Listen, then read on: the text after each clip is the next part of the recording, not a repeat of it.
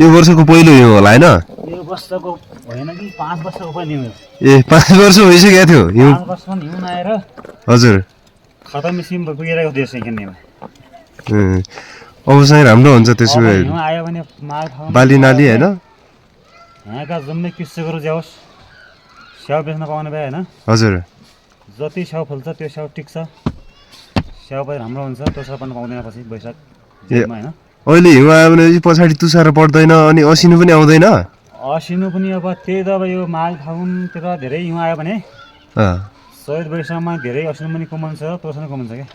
ए अनि तोसरा पायो भने स्याउ जति फुल्छ त्यो स्याउ थिउँछ नि। हजुर। त्यो स्याउ फ्योर्यो भनेपछि कृषकहरू बेच्न पाउने भए, चामलमा पाउने भए होइन, तेल चिनी खान पाउने भए। अब यहाँको आएछ त यिनी त अर्कै छ। ए अनि हजुरको शुभ नाम के होला? मेरो नाम? हजुर। मेरो नाम त अब ठ्याक्कै भन्नुपर्दा रामबहादुर साई हो क्या। ए रामबहादुर साई। हजुर कृषक काम पनि गर्नुहुन्छ त्यसो भए होइन? पनि गर्छ त, किन गर्दैन, गरिरहेछ नि अलि हल्का। ए अनि के छ हाम्रो यो चाहिँ यो के अरे स्याउको बिमार उ गराएको थियो होइन, शिखर इन्सुरेन्सले अब 1 वर्ष झन्डै भयो त्यो बन्द गराएको थियो। अहिले के भइरहेछ त? त्यो शिखर इन्सुरेन्सले त अलि ठग्ने काम पनि गरिरहेछ। कृषकलाई धेरैले अब हौसला दिएर गर्नुपर्छ भन्यो। हजुर। गरिसके जब कृषकले धेरै स्याउको उ गरे होइन, बिमा गरेर हिँड्नु गरे।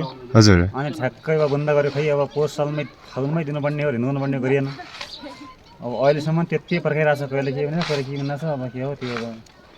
ए अस्ति भर्खर आन्दोलनमा काठमाडौँ गइरहेको थिएँ, अनि के भयो त्यो दिने भयो कि या भएन, केही कुराहरू जानकारी छ हजुरलाई? दिने त भइरहेछ, खै अब दिने भनिरहेछ, अब के हो खै भनेर म त कट्टा गर्ने दिने तिनी छैन। ए ल हस् धन्यवाद हजुर। त्यसो भए एकदमै खुसी हुनुहुन्छ होइन? यति बेला अब माघको महिनामा हिउँ पर्या हुनाले अब एकदम खुसी हुनुहुन्छ, जोस् बाली नाली पनि हुन्छ अनि स्याउहरू पनि धेरै हुन्छ भन्ने सम्पन्नै हुन्छ। यति बेला यो माघ फागुनमा बस्यो भने हजुर स्याउलाई सिसाइ हुन्छ, स्याउ पनि टिकाउ हुन्छ होइन। हजुर त्यति पर्नु पाउँदैन। त्यसपछि गएर अब गहुँ पनि हुने भए, मकै बालीलाई पनि जोड्ने खन्ने काम सुरु हुने भयो होइन। हजुर। सिमीहरूलाई पनि जोड्ने खन्ने काम हुने भयो। सिमी पनि अब धेरै हिउँ वर्ष आयो भनेपछि पछि बर्खा अलि वर्षा कम भने सिमी पनि त होला त होइन। ए ल सिमी पनि त भएन त। हस् धन्यवाद हजुरलाई है त। हस् ल।